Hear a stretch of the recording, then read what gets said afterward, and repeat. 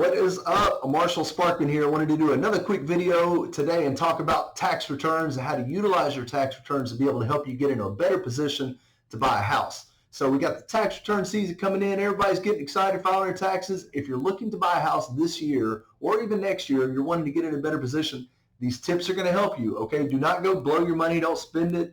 Hold that vacation. Let's get you into a house first, all right? So some quick tips. Tip number one, obviously the most important is a down payment. So can you use your tax returns for a down payment? Absolutely.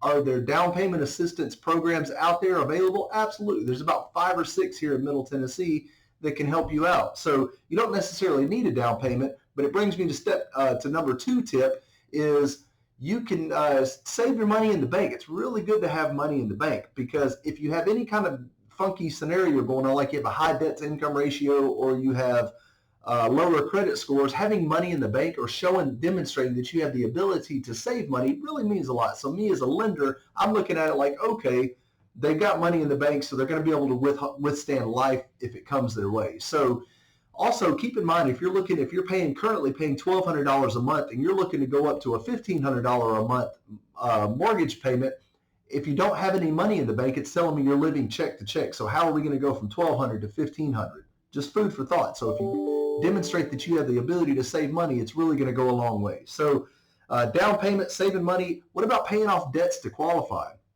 So maybe you only qualify for a $250,000 house, but you really need to be in the $300,000 price range. Well, maybe you could pay off some of your debts and I can get you qualified for there, or it'll make more sense because it's just going to be more comfortable for you to live and have a mortgage without all that debt burden on your shoulders. So before you do anything, we need to have a mortgage consult first to make sure that paying off debts. Don't go try to do it yourself debt repair. Okay, it's kind of like you get a cut on your arm. Sure, you could probably stitch it up yourself, but you're better off going to a doctor so it doesn't get infected. Come to the financial doctor if you're looking to buy a house before you try to do anything on your own. It's a big time no-no. Do it yourself credit repair. I'm not a fan. Do it yourself debt mitigation. Not a fan. Anyways, back on topic. Tip number 4, what about increasing your credit score? What if your current credit score is a 600? I have seen people pay down credit cards and increase their credit score 80 to 100 points within a matter of weeks. So your credit score, 35% of your credit score is a reflection of how you utilize your revolving credit cards. So if you have credit cards and you're over 50% of your credit limit, guess what? It's going to negatively impact your credit score.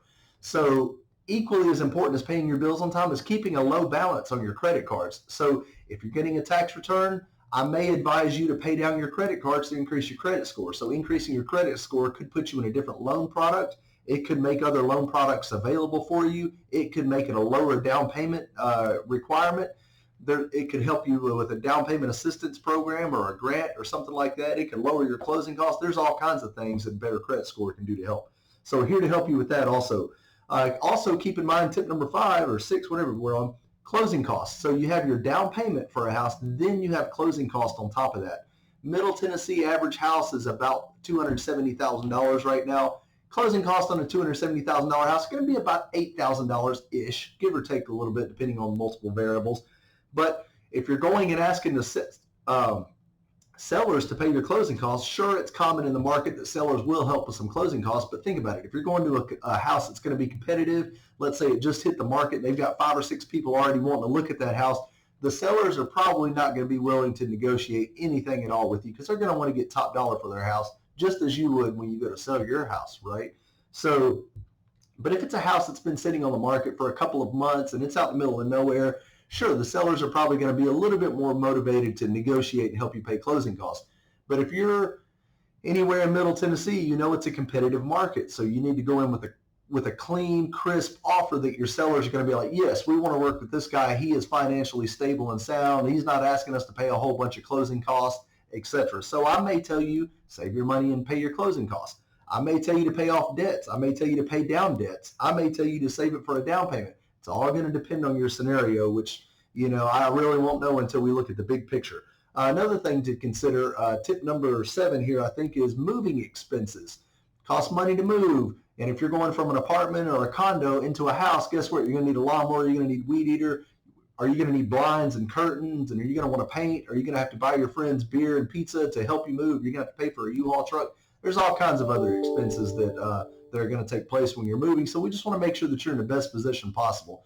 So please, I urge you, if you're looking to buy a house this year, give me a call. Let's walk through what's going to be best for you, what's going to put you in the best position. And don't go blow it. Hold that vacation for another semester maybe. I don't know. But anyways, if I can be of any assistance, I'm here for you guys. Thanks.